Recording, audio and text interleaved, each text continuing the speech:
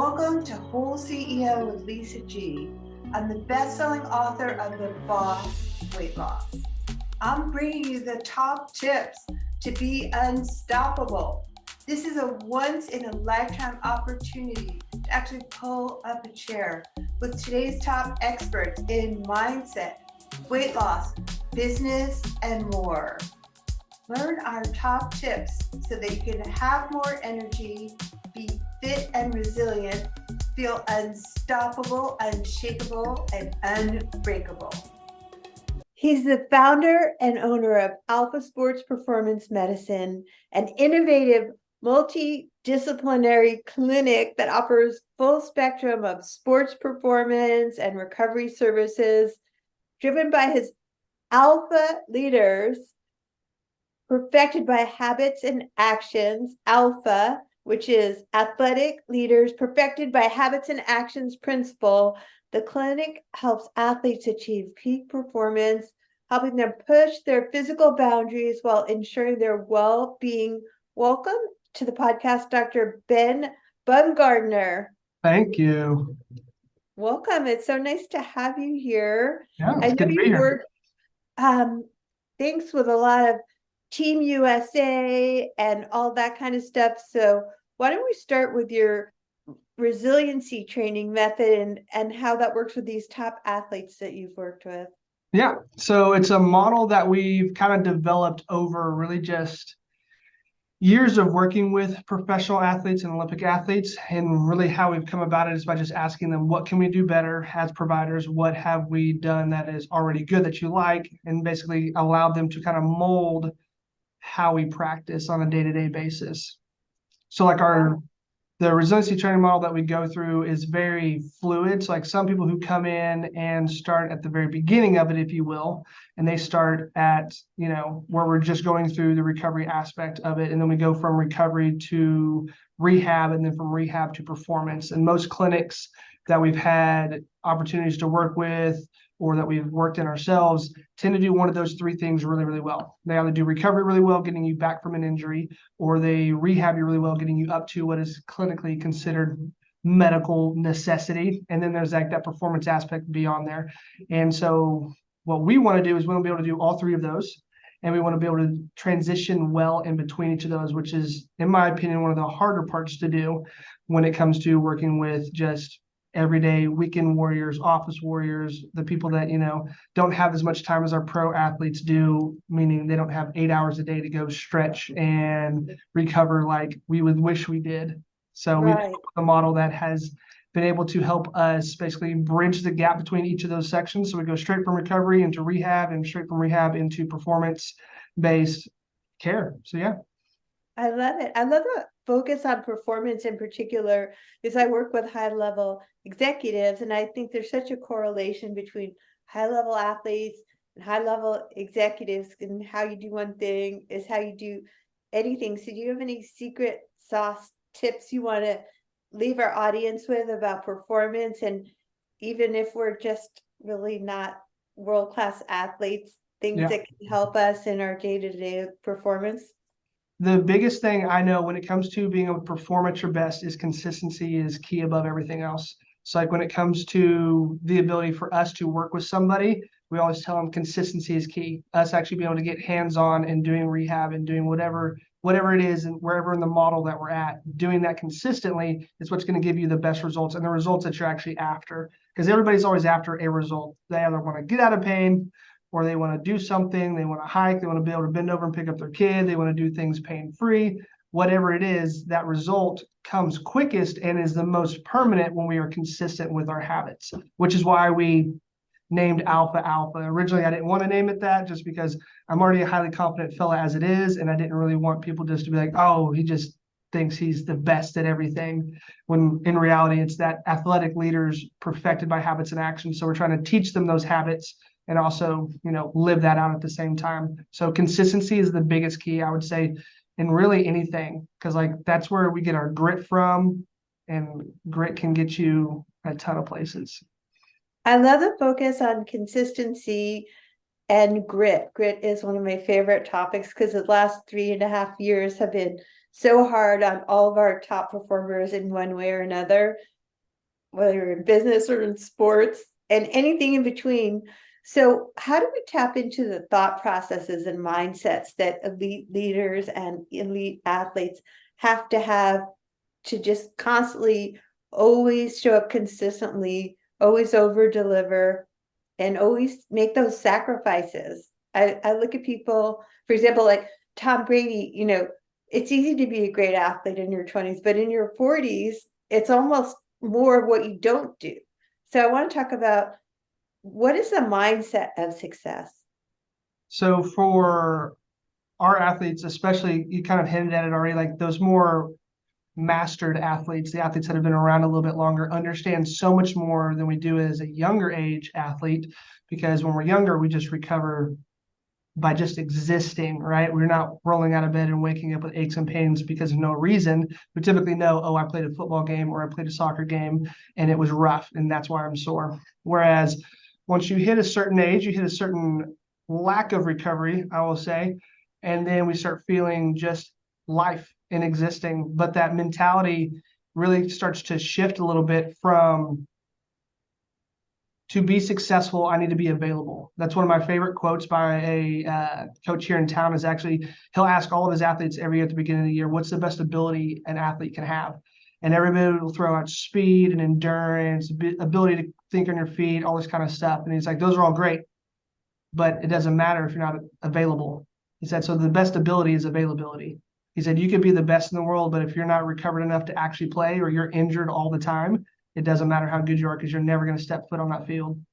So he's a big proponent of getting in and getting self-care, teaching athletes how to take care of themselves. So that mentality and understanding that I have to be able to be on the field to be able to even use any of the God-given talents that I have.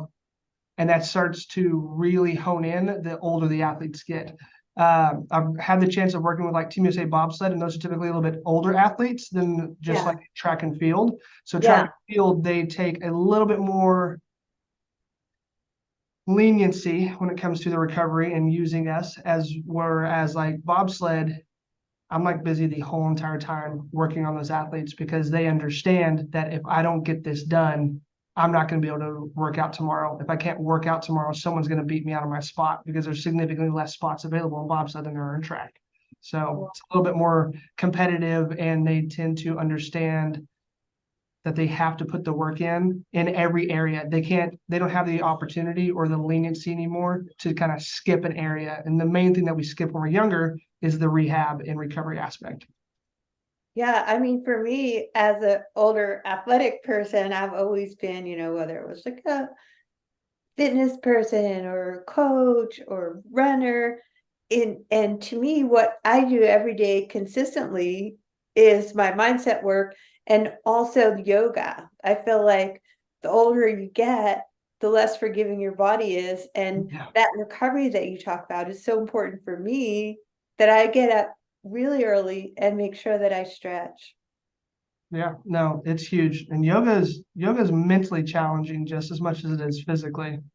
Yeah, it just gives back so much more to my life, because I feel like left alone, my mind can just be like all over the map, and even without any help, it's still like that. So I feel like the centering and grounding that my meditation and my yoga give me is so important. And when it comes to athletes, you want them to be committed, you want them to be available, you want them to be putting in the work. And I'm always fascinated by how people get to that level. I mean, how much sacrifice of not really being able to go drinking with your boys and not really having a life, so to speak, to get to that level is really required, that people are just like, they don't realize how hard these people work their entire life to get to that elite level. Yeah, no, it's kind of insane. I think I had 4 pro track athletes out of this group I'm taking care of currently right now, not like driving up from Houston to see me. And this was on Tuesday. So I was asking them, what are y'all doing for Halloween? Right. And they're like, getting ready for practice tomorrow. I'm going to go home, eat, and I'm going to go to bed early, like I do every single night. Right. And they do this all the time. All the time. It's like they don't get days off during Christmas. They don't get days off during Thanksgiving. Like they'll take Thanksgiving day off, but then the very next day they're right back out on the track again. Same thing for Christmas. Like the bobsled team, they leave at like the end of November and they're gone all the way through those dates.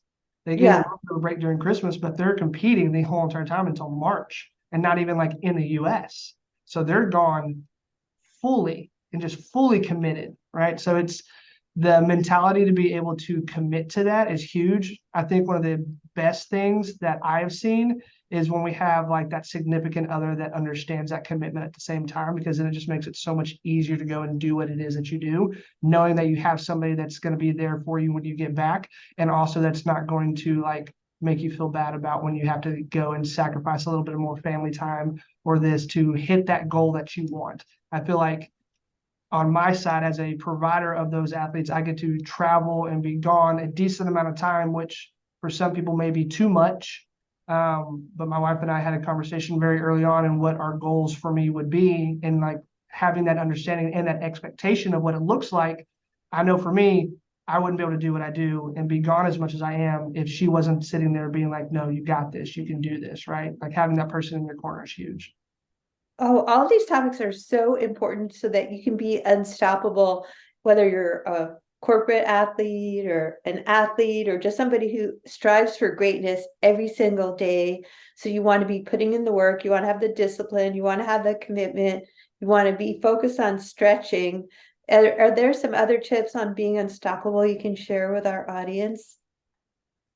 Being open-minded is probably one of the biggest things, because a lot of people will come in and they'll be like, I've had this done this way and it's the only way that can work. In the beginning we say, okay, if that's how you like it, that's how we'll do it, right? But it's also trying to educate them enough to where we can say like, hey, this might also work well, this may not work well. We'll never know unless we actually give it a try. And that's one of the best things about like physical medicine that I love, is that I can try something out on somebody and there's like no adverse side effects other than like you may be a little sore the next day, right? There's Yeah. nothing like life threatening or anything else. So it's really easy to try new things. But I think a lot of people get stuck in their ways and they're like, no, I only want this. I only want this. I only want to do it this way. And this is what's worked for forever. And I'm like, well, you're not 18 anymore. You don't recover like that. You need a little bit extra help. And it typically takes like a traumatic event or some sort of injury that actually sets them down to where they can't do what they love to do. And then they come in, they're like, okay, like, what can I do? So like being proactive and being open-minded are probably two of the biggest things I would say that anybody can do in any walk of life. Because if we're just waiting for something to go bad and not being prepared to actually take it on when it happens, then we're already 2 steps behind. I think that is so important. It's like a mic drop moment for me, because whatever you're doing in your life, if you're not open-minded, like why are you hiring a coach and not open to the advice that you're paying them as an expert to give you? Or why are you in a relationship, any kind of business, if you're not asking your team, what do you think of this? Well, how can we do it better? Getting that buy-in and the vision. And I guess my final question for you would be, okay, so open-minded, love that answer. How important is it to be a visionary? A visionary, I don't know what I am like that to a T. So I don't know what it's like to not be that. I know that I work with a lot of people, and my wife included is not that type, but they're very much, they'll latch on to my visions and then help me to make them a reality, which is everybody needs that. I don't think everybody can, I think we can all be a visionary in some sort of sense or way, shape or form in our lives, maybe not in every way. So I know when it comes to doing things with our family, I'm definitely not the visionary of that aspect. My wife definitely Right. takes that role. I think it's allowing yourself time to be able to either, for some people, it's like being still and journaling and being able to like let their thoughts process. For me, the way that my most visionary tendencies come out actually when I'm sitting on a beach and I'm reading and I'm like not thinking about the things that I would normally be thinking about in the practice, but I'll put the book down like every 5 pages and have to like scribble something else that like came into my subconscious. So I'm a big proponent of letting your subconscious doing a lot of work for you. And I love like hacking your subconscious to do that.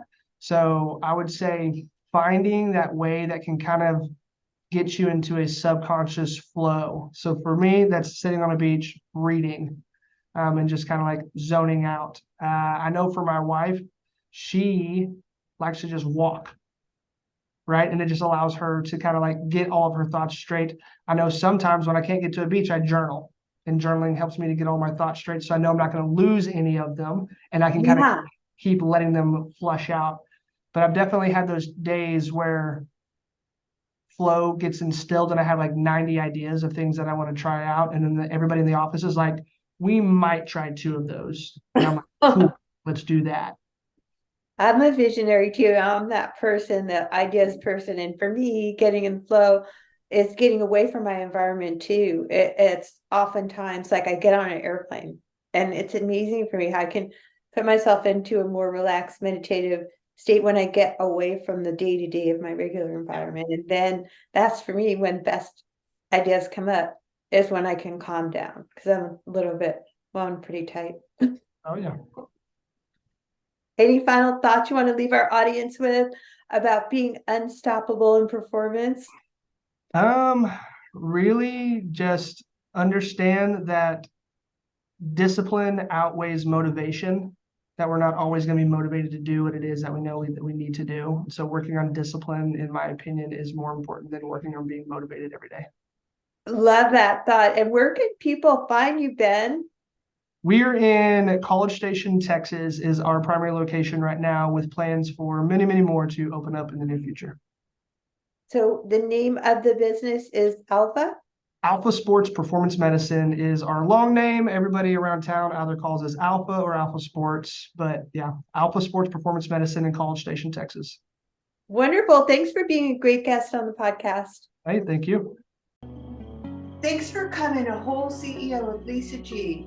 After over 20 years helping people lose weight and get fit, I'm so excited to announce that I found the missing link with my coaching. Message me if you want to learn how to look better, feel better, and go faster with a master.